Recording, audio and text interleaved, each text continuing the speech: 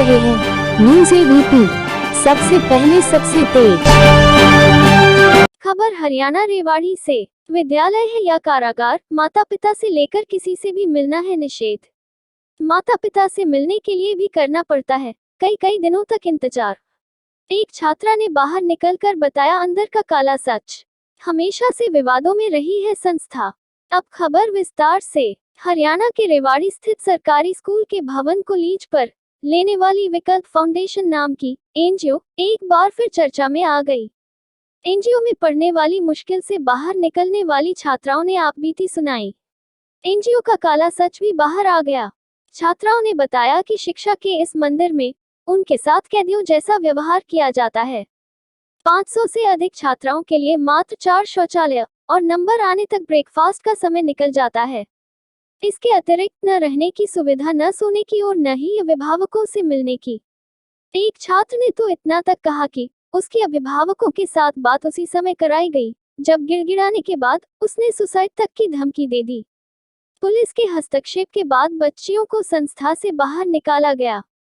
आखिर यह विद्यालय है या कारागार, सरकार खुद ही करे फैसला।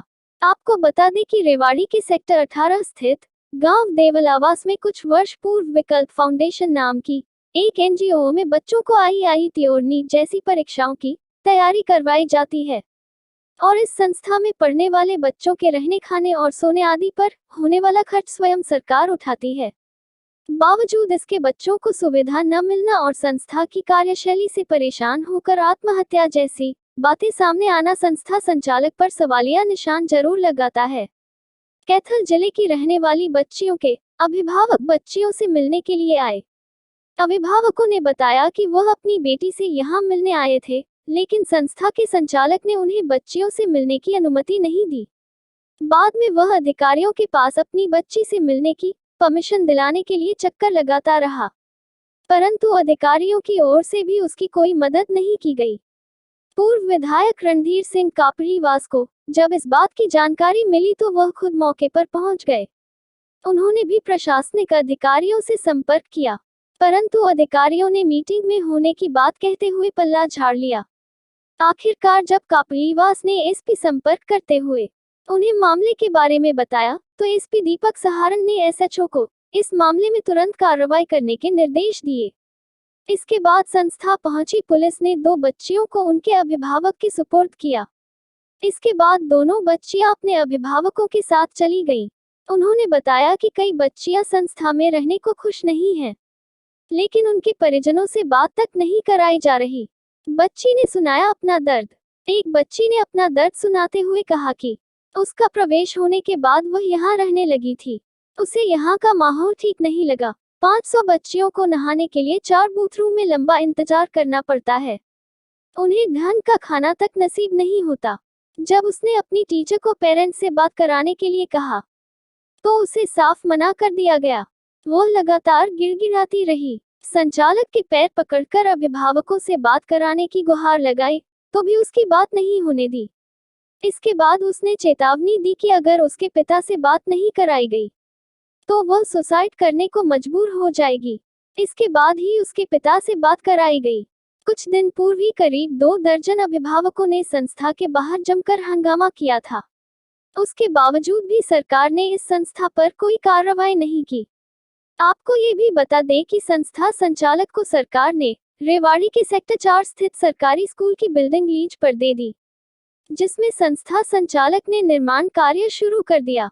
लेकिन लोगों के भारी विरोध के बाद कोर्ट ने आदेश जारी किए कि यहां संस्था निर्माण नहीं कर सकती। और सबसे चौंकाने वाली बात है ये कि खुद शिक्षा मंत्री ने कुछ दिन पूर्व रिबन काटकर संस्था नई बिल्डिंग में शिफ्ट करने की इजाजत दे दी, और वह भी बिना किसी जांच के। विरोध के बाद वापस संस्था को उसके पुराने ठिकाने पर भेज दिया गया। हरियाणा रेवाड़ी से आदर्श शर्मा की रिपोर्ट, न्यूज़ एबीपी से। और मैं डिस्ट्रिक्ट कैथल से, गांव रोहेड़ा से। तो आप भी इसके साथ हैं?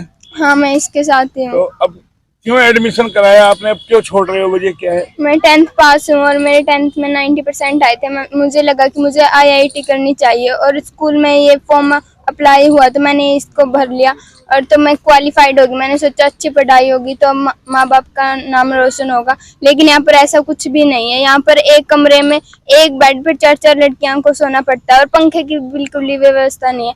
गर्मी में रहना पड़ता है, वहाँ पर रहा ही नहीं जा रहा था। आप ये देख करके कह रहे हैं, किसी के बहकावे में तो नहीं कह रहे? नहीं, मैं देख के कह रही हूँ। आज ही मैं मुश्किल से बाहर निकली हूँ वहाँ तो से। कितने दिन आपका एडमिशन हुआ हो गया? मैं एक इनको यहाँ पर भेजा है इसको पढ़ने के लिए, कि आपको जानकारी है कहाँ आपने पढ़ने के भेजा, क्या उसका सिस्टम है?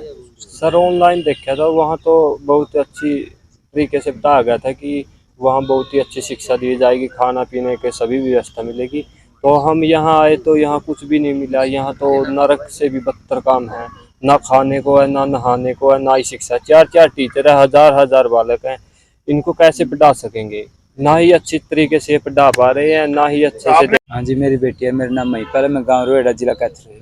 अच्छा, आपने क्यों तो एडमिशन कराया, क्यों आप इनको लेने आए, ऐसा क्या है? सरकारी स्कूल के मास्टरों ने फार्म भरा था जी, कैथल पेपर दिया था जी गुड़िया ने। पेपर देने के बाद कहा आपका गुड़िया सिलेक्शन और रिवार्डी पेपर होगा संस्था के अंदर विकल्प फाउंडेशन में। यहाँ पेपर दिया था जिनकी 3 दिन यहाँ रखी थी जी। पेपर देने के बाद इनका फिर सिलेक्शन का फोन आ गया था इनका। फिर ये 1 तारीख को एडमिशन के लिए बुलाए थे। 1 तारीख के बाद फिर 11 तारीख में आना सामान लेके अपने, 11 तारीख को आएंगे जी। तो एडमिशन के दौरान आपसे पैसे वैसे दिए गए? नहीं जी, कोई पैसे नहीं दिया जी। फिर अब क्या दिक्कत आ गई? रहने में दिक्कत बच्चों को दिक्कत थी वहाँ जी, सोने की खाने की समस्या थी जी। तो 4 दिन में ऐसा क्या देख लिया बच्चों ने जो आपको लगता है कि परेशानी आई होगी ऐसी खाने पीने में? बच्चों ने बताया जी फोन करके जी, तभी पता लग गया जी हमें। तो क्या फोन पे बात नहीं करने देते थे? नहीं करने देते, फोन पे बात करने ही देते जी।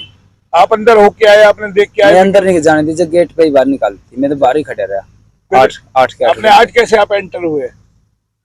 आज फोन आ गया था जिनका, यहाँ से अंदर से फोन कराया था जिनकी, और इस करके आज आ गए जी, बुला लिए थे हम।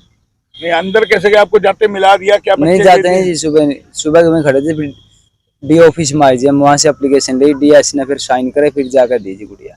ऐसे नहीं घुसने देते? नहीं, ऐसे नहीं, किसी को भी नहीं। मामला सामने आया 2 बच्चियों का। ये दुखद घटना है भाई साहब, इसमें तो क्या कहें हम। तो ये हमारे आंदोलन का तो कोई पार्ट था नहीं। अब ये बच्चे परेशान थे तो हमारे साथियों ने हमदर्दी रखते हुए इनकी मदद करनी चाहिए, और उसके लिए मैं तो घर था भी आया हूँ। लेकिन मैंने फोन पे बात की, डीसी साहब मीटिंग में थे, एसडीएम साहब मीटिंग में थे। मैंने एसडीएम साहब से ये कहा किसी एक आदमी को भेज दो। मेरी एसएचओ से बात हुई है, बोले जी कोई एक सिविलियन अधिकारी आ जाएगा, मैं छुड़वाया आऊंगा। लेकिन सब मीटिंग में थे तो मैंने जो है एसपी साहब से बात की। एसपी साहब ने कहा कि मैं एसएचओ को भेजता हूँ, तो उन्होंने अपना कोई जूनियर भेज दिया होगा, उनके कह दिया कि मिलाओ, ये मिला दिए। अब ये आ गई है, इनकी मर्जी, रहते हैं नहीं रहते वो तो इनका काम है। लेकिन जिस तरह से बच्चे दुखी है ना, और अब ये मिश्रा जी की सारी पोल पट्टी आगे सामने आ रही है, धीरे धीरे और आ जाएगी। क्या लगता है वाकई में एक संस्था के नाम पर इस तरीके का कोई खिलवाड़ चल रहा है? क्योंकि 10 महीने पहले भी इस तरीके का मामला सामने आया था, अभिभावक आए थे, शिक्षक रहे थे, मिलने नहीं दिया जाता था। संस्था नहीं है ये, तो कुछ ऐसा बना दिया जैसे कोई हिटलर टाइप सिस्टम हो ना। अब कहते हैं बच्चों को मिलना, इनको छोड़ना या इनको जाना, 4 आदमियों की कमेटी है जिसमें डीओ, डीएसएस, डीएमएस और मिश्रा जी।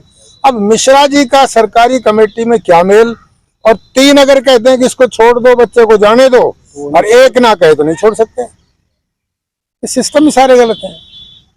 सरकार को इस पर बड़ा लगता है इसमें संज्ञान लेना चाहिए, जांच होनी चाहिए, इसमें जांच होनी चाहिए, संज्ञान लेना चाहिए सख्ती से, और दोषी को सजा मिलनी ही चाहिए। बच्चों के लिए एक तरफ तो नीति बना रही सरकार, ह्यूमिलेट नहीं करोगे, मारोगे नहीं, प्यार से डील करो। दूसरी तरफ इतनी हैरेसमेंट है कि बच्चे सोसाइटी की सोच रहे हैं। तो ये तो कोई पढ़ाई नहीं, ये कोई एजुकेशन नहीं। क्या लगता है सरकार की मंशा है बच्चों को एजुकेशन देने की? अगर सरकार की मंशा होती तो अपने संस्थान खुद चलाती, प्राइवेट संस्थानों को क्यों इतना? देखो, सरकार की भी गलती तो रही है, समझ नहीं पा रही या समझना चाहती नहीं सरकार। सरकार को गहराई में जाना चाहिए। सरकार is for the people, by the people, of the people, लोगों के लिए है। अगर सरकार जिस प्रदेश की बच्चे दुखी हैं, जिस प्रदेश के विद्यार्थी दुखी हैं, जिस प्रदेश की जनता दुखी है, तो हम राज देने में सफल नहीं है। फिर प्रतिनिधि सरकार का दायित्व है हम ज्यादा से ज्यादा सुविधा अपनी जनता को दें, उनके कल्याण के काम करें, उनके लिए विकास के काम करें, ऐसी योजना बनाएं जिससे आपको सबको लगता है लाभ कि हो। ये जांच होनी चाहिए, इसका पूरा हर्जा खर्चा सरकार देती है या बच्चे से लिया जाता है, या इसके शिक्षा के नाम पर, सुपर 100 के नाम पर जब कहा जाता है सुपर 100 तो 100 से ज्यादा बच्चे नहीं होने चाहिए, फिर ये 800 बच्चे। सुपर 100 का तो मतलब भी यही है कि अगर सेलेक्टेड 100 बच्चे हैं तो उन्हीं को देखभाल इतने की हो सकती है। अब 4-4 टीचर हों, 800-800, 1000-1000 बच्चे हों तो कैसे पढ़ाएंगे? फिर जैसे बच्ची अभी बता रही थी आपके सामने कि एक बेड पे 4-4 लड़कियां, तो ये तो वैसे भी अनह्यूमैनिक, अनहाइजेनिक है। आप ये बताइए, आप ये पढ़ते हैं, एडमिशन लेते हो, आपसे फीस आपके परिजनों से कुछ ली जाती है? नहीं, खर्चा कौन उठाता है ये संस्था में आपके आने का? सरकार उठाती है। तो उसका कोई मेन्यू वगैरह कुछ आप लोगों को देते ये हुए खाने सरकार पीने को का? बस लूट रहे हैं और कुछ भी नहीं कर रहे। सरकार को इससे